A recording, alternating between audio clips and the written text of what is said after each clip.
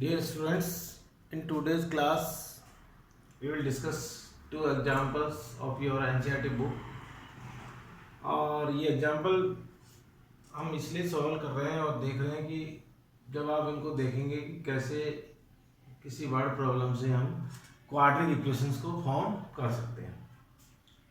जैसे मैंने आपको इससे पहले एक क्लास है उसमें बताया है कि कैसे हम क्वाड्रेटिक इक्वेशन फॉर्म करते हैं किसी वर्ड प्रॉब्लम से। अभी आप इसको देखेंगे तो अब आपको और ज़्यादा कॉन्फिडेंस होगा कि हाँ बहुत इजी होता है। एग्जाम्पल 1 सॉल्व करते हैं। John and Jeevanti together have 45 marbles. ये क्वेश्चन यहाँ तक है, दो जने हैं John and Jeevanti and together they have 45 marbles. जैसा कि आपको पता है इस चैप्टर में हमें किसी एक को एक्स अज्यूम करना है।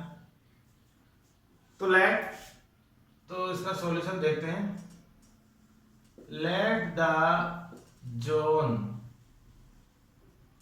has X marbles। जैसा कि मैंने आपको बताया था किसी भी एक के पास जितनी मार्बल है उनको हम एक्स अज्यूम करेंगे। टू वेरिएबल का चैप्टर है नहीं तो वाई अज्यूम कर नहीं सकते। तब आपको पता लग गया होगा ना द मार्बल्स विथ जीवंती कितनी है बताइए। द मार्बल बस जीवंती हो गई 45 माइनस एक्स। जिस तरह से एज का क्वेश्चन होता है कि जॉन और जीवंती दोनों की मिला के एज कितनी है 50 ईयर्स 45 ईयर्स, मान लो ये क्वेश्चन ऐसे होता तो क्वेश्चन बनाने का तरीका है तो let the John has x marbles and the marble with Jeevanti हो गई 45 माइनस एक्स, क्योंकि दोनों के पास 45 है और जॉन के पास हमने क्या अज्यूम करी है एक्स, और दोनों के पास से 45 तो 45 में से माइनस हो गई जो जॉन के पास है तो किसकी बची जीवंती की।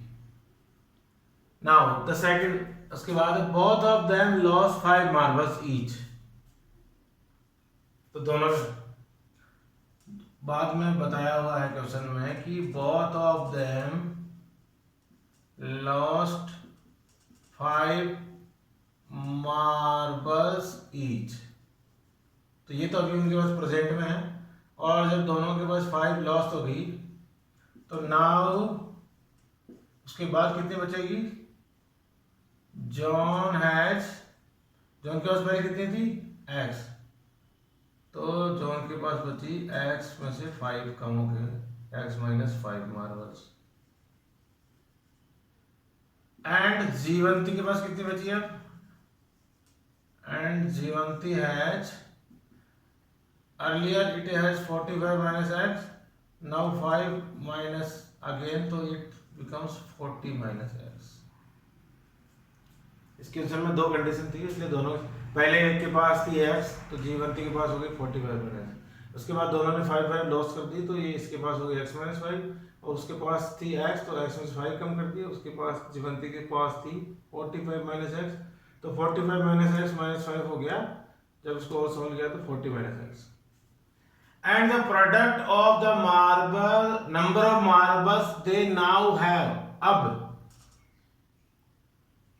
they now have, अब जो मार्बल है बची है 5 लॉस करने के बाद तो कितनी कितनी बची है x माइनस 5 और 40 minus x.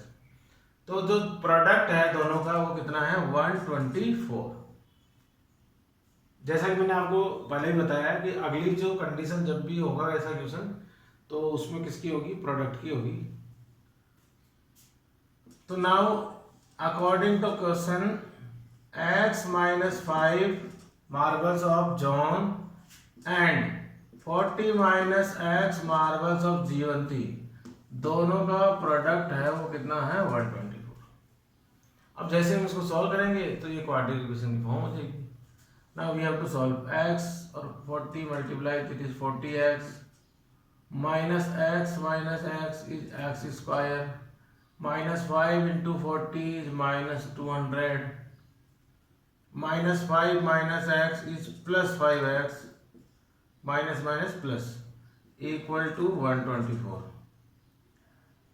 Now when we write it systematic, it minus x square 40x and 5x plus 45x minus 200 minus 124 equal to 0।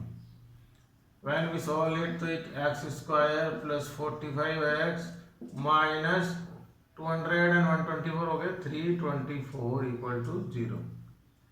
अब ये माइनस का साइन अगर पहले से है तो उसको हम और सॉल्व करके लिखेंगे। अब जब हम मल्टीप्लाई करेंगे इसको माइनस से तो it becomes x square minus 45x plus 324 equal to 0। ऐसा करते ही जो लास्ट एंड फाइनल जो इक्वेशन है हमारी वो बन जाएगी क्वाड्रेटिक इक्वेशन। आप देख लें ये अपने करेक्ट फॉर्म में है a x square plus b x plus c equal to 0, या नहीं भी हो तो इसकी डिग्री 2 है और डिग्री 2 जो होती है वो क्वाड्रेटिक इक्वेशन है।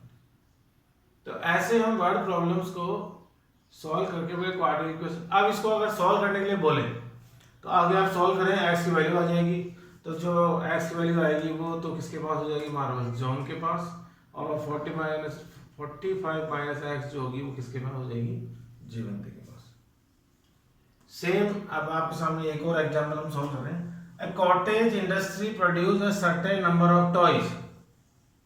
मैंने आपको पहले बताया था जब भी क्वेश्चन पढ़े तो जितना हमें एक्स अज्यूम करना वहां तक पढ़े। A cottage industry produce a certain number of toys in a day। तो मान लेते हैं let the number of toys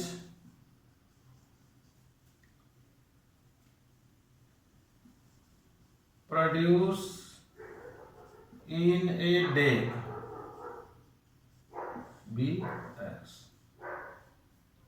सबसे पहला जो काम है हमें x अज्यूम करना किसी को, तो जो नंबर ऑफ टॉयज प्रोड्यूस है एक दिन में उसको हमने अज्यूम कर लिया x ना। उसके बाद लिखा है the cost of production of each toy.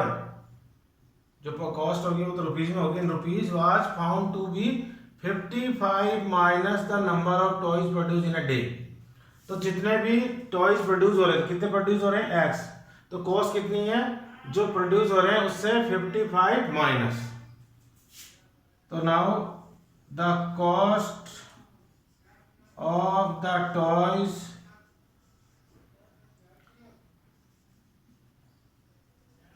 Produce in a day, और वो कितनी है कि उसमें लिखा हुआ है जब नंबर ऑफ टॉयज प्रोड्यूस से 45 माइनस, तो ये हो गया x minus 55 minus the number of toys produce in a day. Now on a particular day the total cost of production was ₹750। और ये जो जितने भी टॉयज थे और ये इसकी कॉस्ट है, उन दोनों को अगर मल्टीप्लाई करें तो आपको पता है टोटल कॉस्ट आएगी। आप समझ रहे टोटल कॉस्ट कैसे आती है, जैसे उस फैक्ट्री में 3 टॉयज बन रहे हों और एक टॉयज की कॉस्ट कितनी है, ₹5, तो टोटल कॉस्ट कैसे आएगी, 3 × 5 कितने रुपीज, ₹15। तो ऐसे ही जो नंबर, लेकिन हमें टॉयज तो पता ही नहीं है, तो जो नंबर ऑफ, तो कॉस्ट पता करने के लिए नंबर ऑफ टॉयज और कॉस्ट एक दिन को मल्टीप्लाई करेंगे तो वो कितनी हो रही है, 750। तो now according to the question x multiply by x minus 55 is equal to 750। now again when it multiply x is multiply is x square minus x multiply by 55 to 55x equal to 750। again when it is solved to x square minus 55x minus 750 equal to 0। ऐसा करते ही ये भी change हो गई quadratic equation.